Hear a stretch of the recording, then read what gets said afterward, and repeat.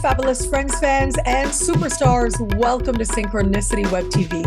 I am your host, Nadiya Shah, and this is your moment of synchronicity. Well, I'm so excited to celebrate with you today, my friend, Timon Howard. Now, Timon and I actually go way back, right to my Toronto days, 2008, 2009, 2010, when Timon was very involved in Astrology Toronto, and I was going to meetings regularly. Well, that's when I got to know him. And in 2010, he read my chart, and that was an amazing reading. He told me to go south, and boy, was he right. If you watch me, you know, go south did I ever. Well, now Timon and I are having this reunion, and we're going to have a reunion in person in Calgary, Alberta, as part of the Canadian Astrology Conference coming up very soon, the weekend of September 15th, 2023. You can join us live in person. You can join us online. And so Timon and I, with our reunion, are going to have a lot to talk about. And he's just one of a whole bunch of incredible speakers we are going to have during a jam-packed weekend of Astro Fam, as I like to call it. And Timon is a perfect representation of Astro Family. Timon, thank you for being here. Welcome. Thank you very much, Nadiya. Glad to be here. I'm so glad to have this moment with you as well. It's just so wonderful to reconnect with you in this way. Both of us growing, and your advice so amazing. And I remember that reading, and yeah, you told me to go south, and you were showing me that some Venus stuff was happening, progressed Venus, and you were showing me ninth house stuff was happening. And it was literally in 2012, because I remember you said, look, this is coming up in the next 2-3 years. And in 2012 is when I moved to Mexico. So you were so right on about that and other things as well. Thank you. We don't usually get good feedback. Well, yeah. Thank you for that. Yeah, of course, because as astrologers, right, we have the moment of a reading, we do the reading, and then we let it go, right? We don't necessarily have, sometimes, yes, clients come back, or, you know, sometimes people will give us that feedback after a period of time. But for the most part, yeah, as astrologers, you do the reading and then you trust that this person knows what's good for them. If they're going to come back around or not, it's going to be okay. So yeah, I guess it is nice to get that feedback sometimes. Oh, yes. Well, I had a client who had the same complaint that she's a psychotherapist, and she says, I don't getting any feedback of it. So I asked her, when last did you phone your doctor, make an appointment to go and see him to tell him you're doing well, you know? And that was a relief for her, you know? So I was happy to give her that tip, you know? Yeah, absolutely. And that's one layer of it. But then the other layer is that I know that you also, in addition to doing readings, of course, you do teach. That's part of what you're going to be doing with your talk at the Canadian Astrology Conference. And that's a different type of reward, isn't it? Oh, yes, to see the students grow. I also teach at Juniper University of Vedic Astrology, so I graduated from there 2 years ago, and really enjoying it. And the students are it's very nice. It's what I talk about, giving back. You know, we learn so much, and from different conferences. I have spoken throughout the US, and I have learned so much. But it's time to give back for me now, and this is the blessed part of it, giving back, you know. So, Timon, why do you prefer to practice Vedic astrology versus Western astrology? Well, I do practice both of them. It's like also cosmobiology. I have certified in that with everything as well. It's like a carpenter going for a job, and he has a toolbox and he has many tools in it. I don't know which one I would use in any given time. But Vedic astrology has a structure to it that brings some kind of a stability. It doesn't make me guessing. I'm a structured person, like different people learn differently. Because for I to get to Vedic astrology, I went through the Western. I graduated in the Western, and then I graduated in the cosmobiology. But then I finally found thanks to James Braha, I finally found Vedic astrology, which I find the structureness and the soundness in it. And also there's a spiritual connotation to it. So, I think that's what brought me to it. Yeah, it's interesting. I think the techniques and the interpretations and the systems in school of astrologies that were meant to interact with and grow through, they have a way of finding us. So it's really nice, because that was the other thing I really remembered about our reading, was that it was a Vedic reading. And I thought that was really interesting. Yeah.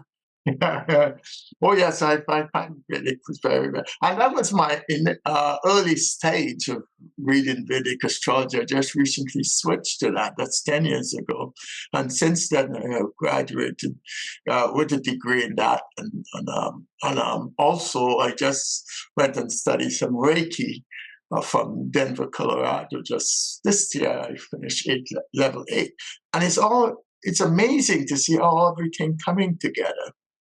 And that's part of growing. And one thing I know with this, you don't know everything. I'm practicing it over close to 40 years. I still don't know everything. And as we go about and we meet each other and we share, we learn something. So this is the beauty of astrology. We're always learning. We are forever seekers, aren't we? Oh, And that yes. means we're evolving, we're growing. Just when you think you have the answer, that's like a message that says, okay, slow down. Maybe you don't. Well, think of those people in 1929. They thought they knew everything, the astrologers, and then they discover Pluto. They said, oh, what do we do now? You know what I mean? We didn't know this was coming, So we have to stay humble. It's so interesting. I know the way that when planets are discovered, new planets, we look at what's happening in the world, and then we also look at what the astronomers name that planet to speak to our understanding symbolically, astrologically. And so just a side note, an amusing little side note, I just recently learned this. When the planet Eris, right, is a very new kind of asteroid / planet, Eris, when she was discovered, they first named her Persephone. And then they changed her name to Xena, right? Xena, the warrior princess. And then they decided on Eris. And Eris is the goddess of strife.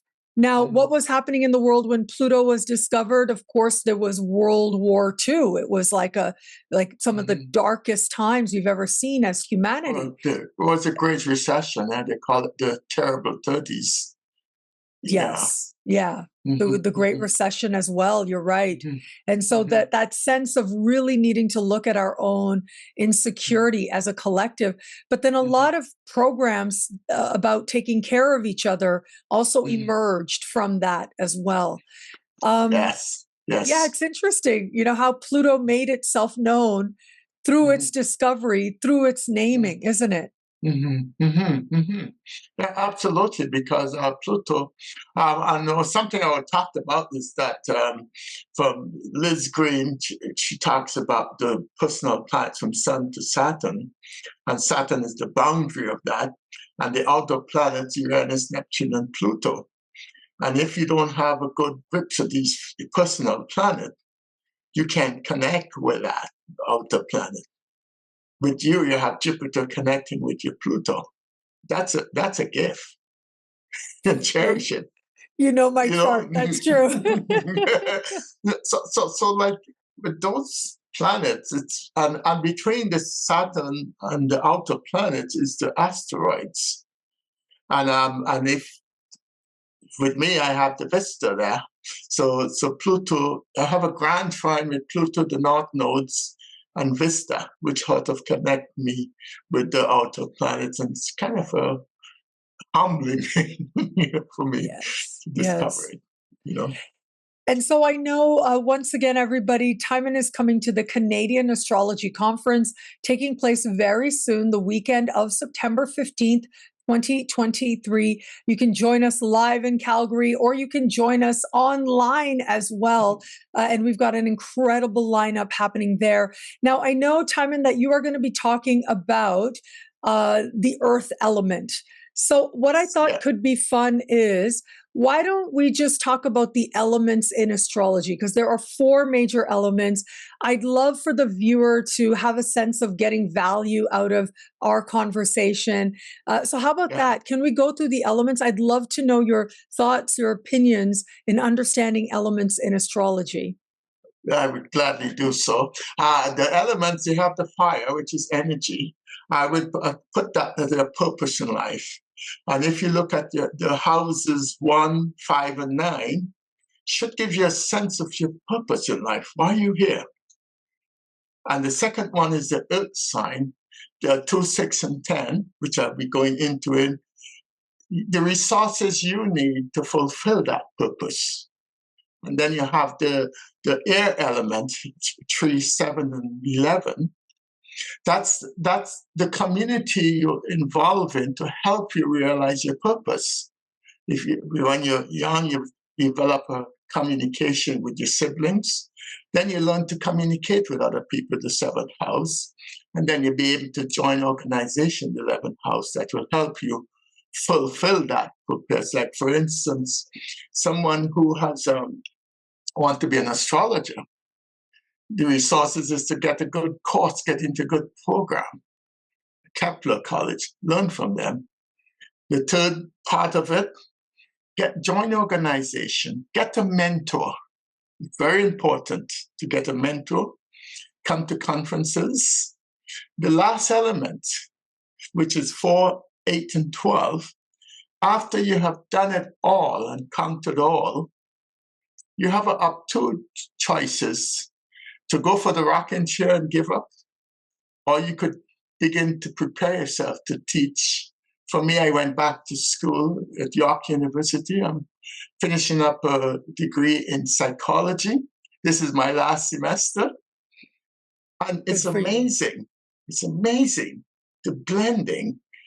When I heard about Freud, Jung, Liz Green, it makes more sense. I renewed my spirit in order to teach others. So the 12th house now is preparation to renew myself, going back to the 1st house, you see. So that's the elements there. With these 4 elements. Now the cardinal now is the cardinal fixed and mutable. If you set goals, the cardinal as an astrologer, you stick to those goals, which is the fixed sign. But the mutable sign, sometimes you have to be adaptable because you will have setbacks and delays. But the success does not depend on how much delays you have, but your ability to renew yourself and keep going. And that's it, the whole elements, or what Jung would say, the mapping of the psyche.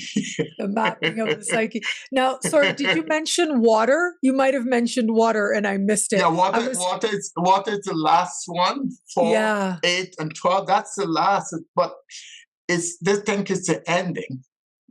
But this changes, you have a choice to give it up, but you have completed the first 3, you know.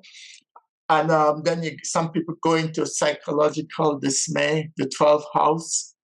But if you go in there with changes, preparing for renewal, to be a new you, 1st house, you start over again. So that's what I'm starting over again, to teach and give back. Yeah. So you don't retire from astrology. There's no retirement. No, it's a worldview, isn't it? Like you're seeing the world symbolically and how you're interpreting it. It's quite a powerful thing. Yeah. Yeah.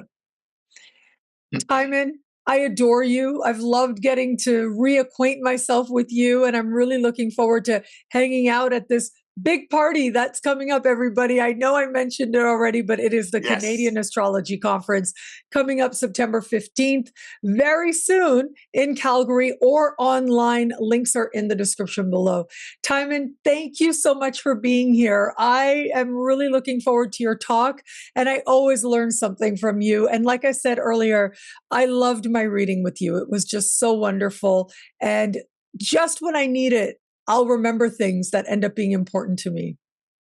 Thank you very much, Nadiya. That was great, and it was great talking to you. And please keep up the good work, okay?